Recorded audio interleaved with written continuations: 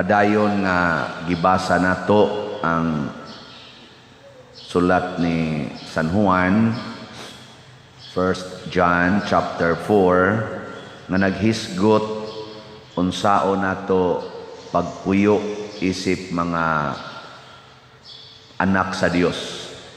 Niya ang sentro mao gyud ang paghigugmaay. Niya ang nahigugma kuno matud pa ni San Juan, kung mahigugma ta sa atong isig katao, ang gugma sa Dios mupuyo din hinato ug mahingpit ang atong gugma. Kaya kanigong atong gugma usahay kanang on and off ba? Pareha nang gugma gud sa bana ug sa asawa. Sige mo gakos-gakos diha, I love you, nya ini kahuman, away, pisti na sad, buang, ano? Nya ikataod-taoran na sad, gakos-gakos na sad, love you na sad, ikahuman na sad, inatay kang pistiha ka, panuaya ka, anak na sad, kabantay mo anak. Kung ang ato lang yung gugmang tawhanon ba, anha ra kita kutob diha. Mura tagasayang satsa bitaw, abante, atras, tuyok naman. Di kita ka forward ba? Mao na gakinahanglan ta nga musud sad ang gugma sa Ginoo nato, nya mahingpit dayon ang atong gugma. Unsa may timaan nga nahingpit ang atong gugma, matod pa diri ni San Juan, walay kahadlok diha sa gugma. Ang gugmang hingpit magwagtang sa kahadlok. Ilingian na imong tupad. Ing na di ka mahadlok mamatay. Ing na kano. Di ka mahadlok mamatay. Ina, lingian. Niya og mahadlok gani, wa pa na siya mahigugma. Pasabot ang gugmas Ginoo diha niya, wa mahingpit.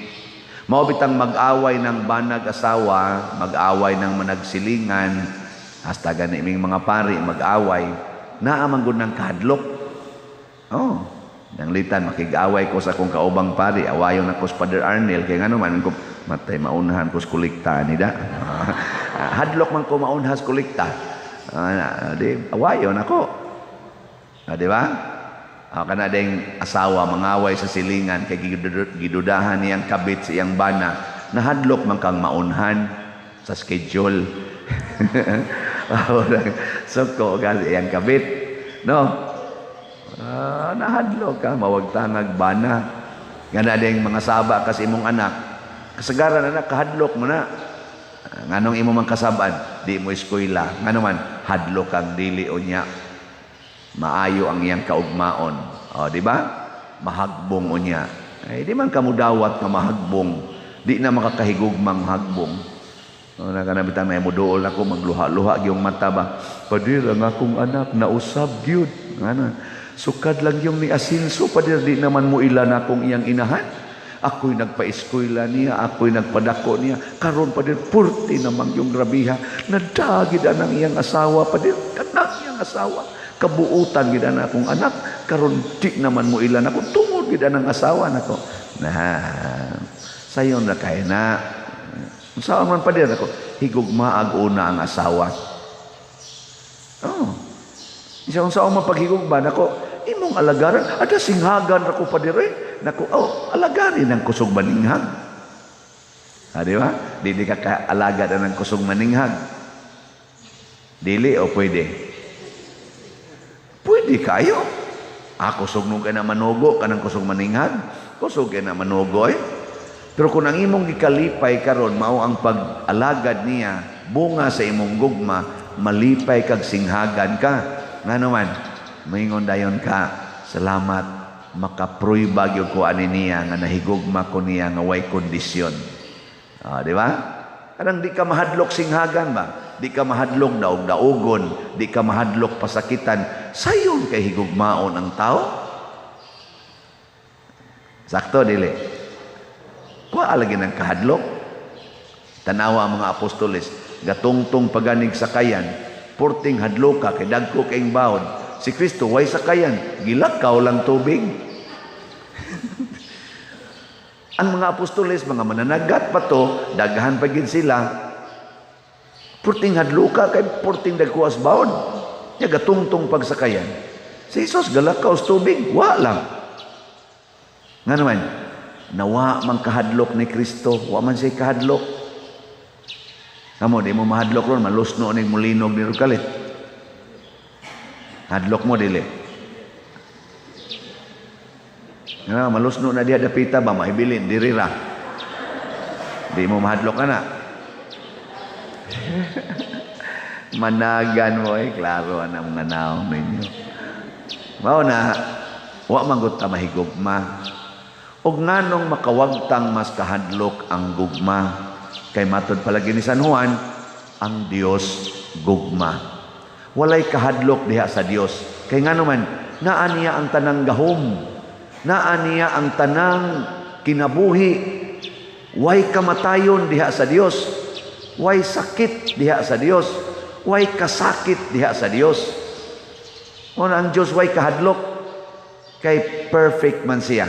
Unya kung maghigugma ay ta, musod ang perfect ganin nato, mawasan ang kahadlok.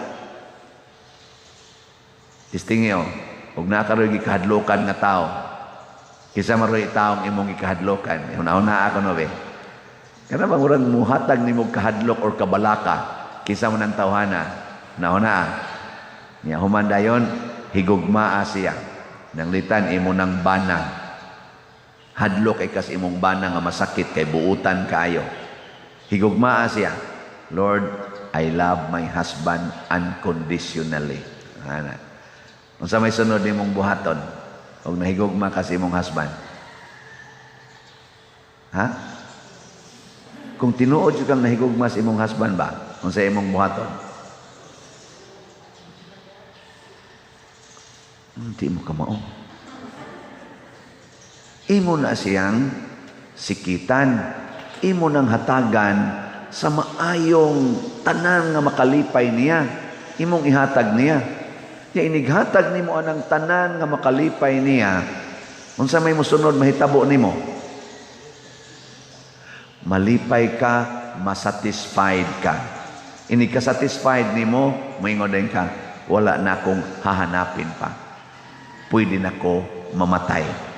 Ana, ya kung pwede kang mamatay, pwede sana mamatay imong bana sa okay ra gyud kay lipay na kay ko. Gitagaan kog higayon sa Ginoo nga makasikit sa akong pinangga nga bana. Oh, di ba? Mawagi na imong kahadlok. Na pero moingon gani ka, ako gining sikitan akong bana kay basig mangita ni glain ni panuway mangita. Nani mong kabalaka, adi jud ka masatisfy. Ngano man naaman ni mudaan ang kabalaka. Oh, na siya problema dia. Pragod aning parokya dinhi, kanindot aning parokya karon para nako first gunin akong parokya. Ana. Pero bisag balhinon pa ko ugma dayon, mulakaw ra jud kong magtaghoy-taghoy. Ngano man, nakahigugma naman ko ninyo. I gave my best. Though my best is not good enough. Ana, kanamang ang nahigugma man gud muhatag gina sa tanan nga iyang gihunahuna nga maayo. Nya the more nga muhatag ka sa imong best nga kaayo sa usa ka taong imong gihigugma, ang mahitabo masatisfied kag maayo. Wala nay lugar ang kabalaka. Muna kasagaran Dios nahigugma sama ni Santa Monica, nahigugma kay siya ni San Agustin.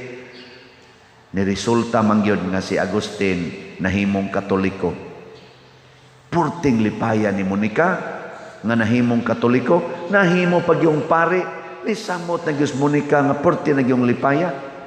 Hapit na ordinahi pagkapari si Agustin, dikon pa man siya to, nasakit man na ang iyang inahan. Nya ga-travel para ba sila? Padong sa ilang lugar dito sa Tagaste, Africa. Diha sila tong gamayng island, ni stopover. Ingon des Monica dong, mamatay na biya kurong taod-taod. Ingon ang Ginoo, ingon si Agustin, ma, ibaw man dyan kong suod kay mos Ginoo, hangiw as ang Ginoo maoy nga makaabot ka sa akong ordinasyon. Nya adto sa duntakas ato ilubong. Unsay tubag ni Monica, dong sa akong kalipay pagkakita nga nahimo kang pari o nahimo na kang dikon, murag wa na koy angay pangayoon sa Ginoo. Wa na gani ko nahibaw nganong buhi pa ko karon. Grabiha di aning kalipay nga gikas gugma, no? Makapawagtang Diyos kahadlok sa kamatayon. Munang niingon dayos Monica, pasagdig asa ang akong lawas ilubong. Ang importante, maghiusa ta dito sa langit, kay adto ko magpaabot nimo dito. Oh, nahitabo, gis Agustin to na sa ros langit. Kawa di mong tuong na langit. Mao na gito'y perfection sa gugma, ang langit. Munang kung doon na kay gihigugma, dadas langit. Diya bitay matso kayong laki nagpabunyag diri, tulo na kabuk ilang anak, walang gyapoy kasal. Ingon dahin kon, ikaw dong ba, nahigugma ka ni mong asawa? Padir, I love my wife very much. Nakuasa man mo siya dadon, langit o impyerno? Sa langit, padir eh. Nakuha man mo pakaslit. Awa pa sa gumiandam, padir ko, pamayandam. Nako, kwarta day mong gibasihan, aron imo ni siyang higugmaon. Punta mo anis impyerno. Nako, ikaw day, mukuyog ka anis impyerno aning laki. So, di ko mukuyog pa rin. Nako, buwagi. Tutok na kong laki ba? Tutok na kong, buwagi na. Kaya dadoon ka anis impyerno. Tulo na kabuk imong higot ay padong sa impyerno. Karon inigula ni, punaan na sa ni para ikaupat. Di ba? Anong dadoon man animo sa impyerno ng imong gihigugma? Di man animo pakaslan? Sa may gusto ni mong mahitabuan na mong gihigugma nga mag-antos mong duha dito sa impyerno? Di ba? Nadatang na imo text na ko usahay mo komedya ba? Father, I miss you. Nako, nindotang dado sa impyerno eh. Lord, di lang ni nako dado sa impyerno. Nganong madawa sa impyerno? Di man ko kapakasal niya. Nya akong ingnon sa I miss you to. Moingon gitong siyo. Kumbati na yun. Oy, padong sa impyerno.